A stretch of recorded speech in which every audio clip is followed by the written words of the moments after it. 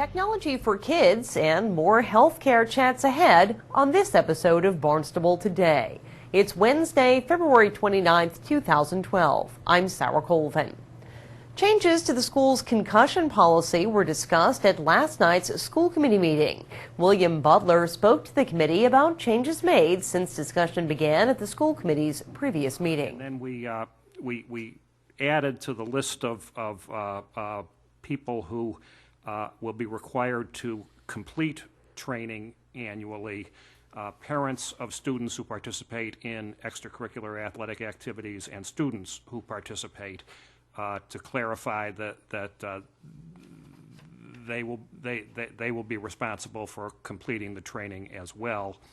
And then further down on page 3, we struck the sentence that says parents will be encouraged to complete this training because we're clarifying that they're actually required to complete the training. And then we go on to say that the required training applies to one school year and must be repeated for each subsequent year. And then we add a statement that a student who does not comply or whose parent does not comply with the requirements of the policy may not participate. Is it becoming one of those things where there's a language that we're just being asked to sort of review and sign off that we've read it? Is that what it? That's well. That's an option for parents and Right. students, and I think the regulations provided that option just for people who don't have access to online. Right. So you either have you have the option of taking the training online, Right. or if you don't have access to the online training, you can acknowledge that you've received and read Okay. the DPH approved materials. And do we know what that approved material is going to look like? I think we do, and I don't know whether Dr. Hurley has any information on that. The materials, I think, are available from the Department of Public Health now. And on the CDC website, that's, I think, a lot of what they've used is from Right. Centers for Disease Control. Good evening. It is all available online at this point. We have not obviously started doing it until the policy is passed and approved, but it's all ready to go. This is a topic that there is some community awareness, and I just wanted to reiterate one item that Dr. Mars did a nice job of talking about at our last meeting, is this idea of baseline testing. And what Dr. Mars and the committee recommended is that baseline testing has gotten a lot of attention. For one reason it's received a lot of attention is there is a company that is marketing a baseline test and trying to encourage that. But Dr. Mars and the committee did recommend that there doesn't seem to be a need for a wholesale requirement of every child receiving a baseline test, but the plan was that if a child has experienced some level of concussion, head injury in the past, that they would be working with their physician to have a baseline test for moving forward. So is that accurate? It's accurate. Just to the point of we won't be determining, the school district won't be determining what type of testing the physician will be doing. Correct. So some physicians will be doing a physical exam in addition to a computerized component of that, a computerized assessment, which is what Impact was. Right. Other physicians may not. Right. So, but there needs to be an assessment from the physician of some sort. Right. And what Dr. Mars brought out is that there isn't wholesale agreement that this impact baseline test Correct. is the right test, and that physicians have been trained to recognize the symptoms of concussion. And so we leave it to parents and children and their physician, which is where it should be. The school committee voted to adopt the new policy to become effective at the start of the spring sports season.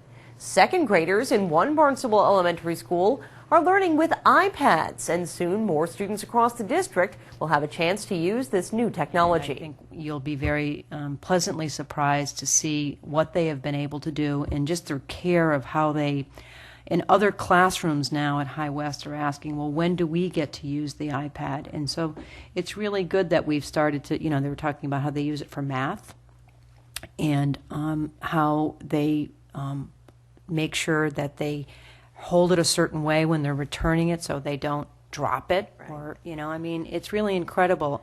It's almost like we've empowered these little folks with this technology that's very, very unique, and I think they're just running away with it. So I'm looking forward. You'll see that at the end of the year.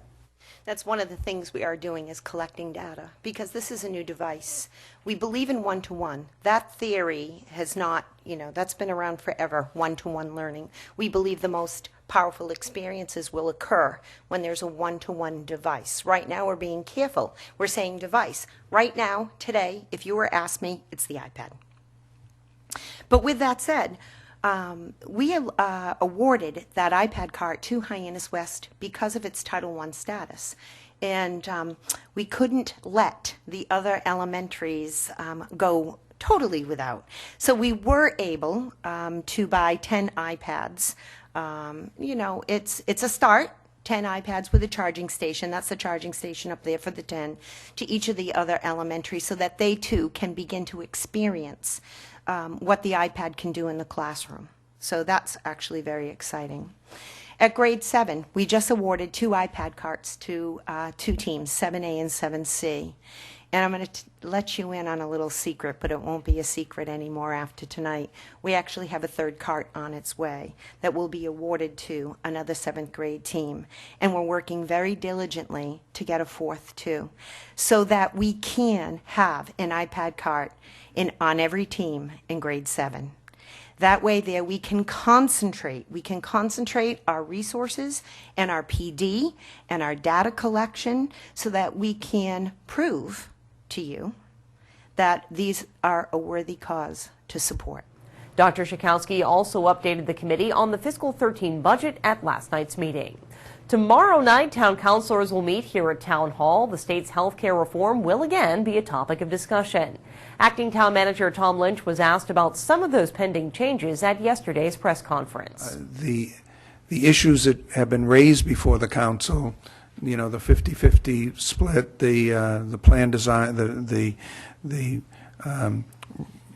rates or the co-pays or deductibles, those aren't before the council. Those issues have been decided, and certainly with the 50-50 split, that's through negotiation. That's not something that comes before this council or is before them for a vote.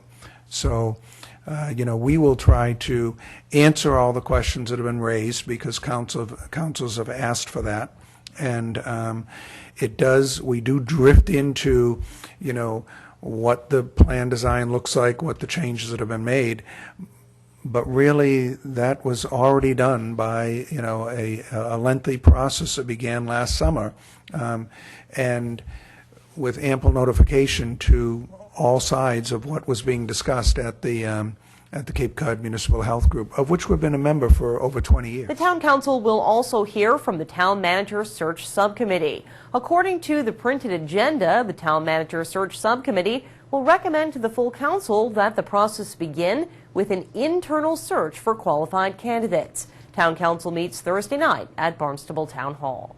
With Barnstable Today, I'm Sarah Colvin.